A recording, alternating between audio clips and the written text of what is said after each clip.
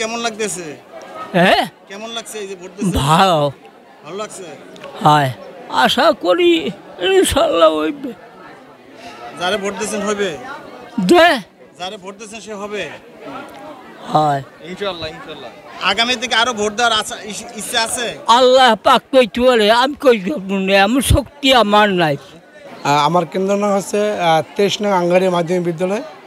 সকাল থেকে আমার এখানে স্বতঃস্ফূর্তভাবে সকলে ভোট দিচ্ছে। আমার সকাল থেকে এখানে অনেক ভোটারের উপস্থিতি ছিল।